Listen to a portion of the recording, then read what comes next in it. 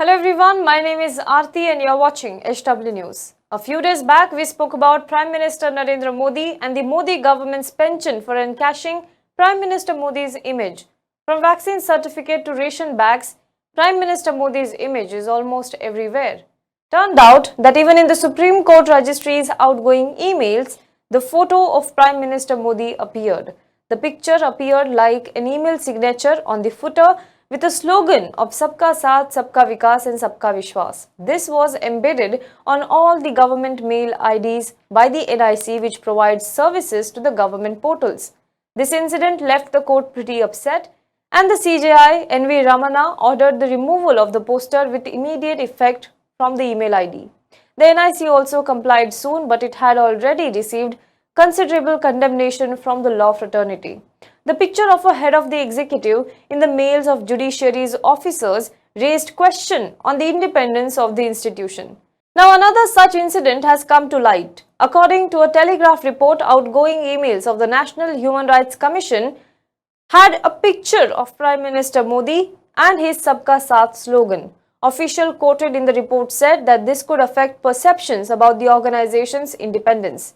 It was a correspondent from the Telegraph who brought this to the notice of the apex rights body in the country. The NHRC is now headed by retired Supreme Court Justice Arun Mishra.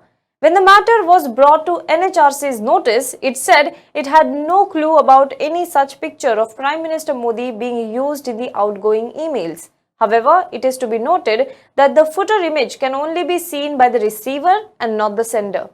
NHRC is an apex rights body that hears hundreds of cases related to human rights violations. More often than not, these cases are filed against government bodies for violation of human rights. That means NHRC has to be neutral and a fair body. PM Modi's image on the email correspondence leaves a different image of NHRC. Now I'll come to the point that I want to make on this, but there is another incident that I want to speak about before that. We all know about midday meal scheme. The scheme was introduced in 1995. This ensures that school kids get one hot cooked meal a day. This ensures nourishment and also affects the school dropout rate. The scheme over the last 2 decades has been known as the midday meal scheme, that is MDM, covering lakhs of primary students in government and government aided schools. This year, however, Modi government has decided to rename the scheme as PM Poshan.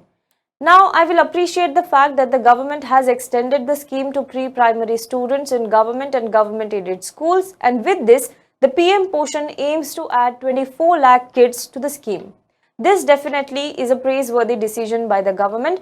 However, one cannot overlook that the government could have done it even without changing the name of the scheme. But we all know the government's penchant for renaming schemes as well. So midday meal scheme will now be known as PM Poshan. The scheme duration is from 2021-2022 to financial year 2025-26. Now here is the point. In a democracy, leaders are elected on the basis of the work they do. Generally, the citizens, the voters, are expected to do a SWOT analysis of the candidates who are contesting from their constituencies. SWOT is basically strengths, weaknesses, opportunities and threats, and you have to do analysis of that. We do this analysis even while choosing any product from a grocery store. This is the bare minimum we have to do as voters in a democracy.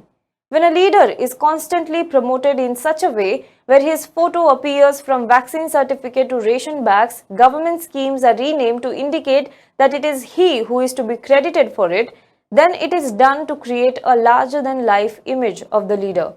When Supreme Court mail ID and NHRC mail ID are embedded with Prime Minister Modi's image, without the knowledge of the administrative heads of the institution, what it essentially conveys is that the Prime Minister is bigger than the institution, which is technically not what our constitution says. So this larger-than-life image is constantly hammered on the citizen, on the voters in such a way to psychologically engineer the general mood in favor of the leader. This larger-than-life image overshadows the SWOT analysis which the voters should do in a bid to make an informed choice.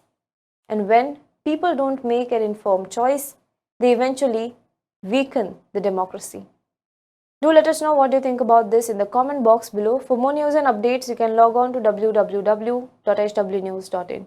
Now, before I end this video, If you like this video, please give us a super thanks. Please do like this video, comment below it and share this video to as many people as possible. If you are watching this video on Facebook, please do like our page and please do support us.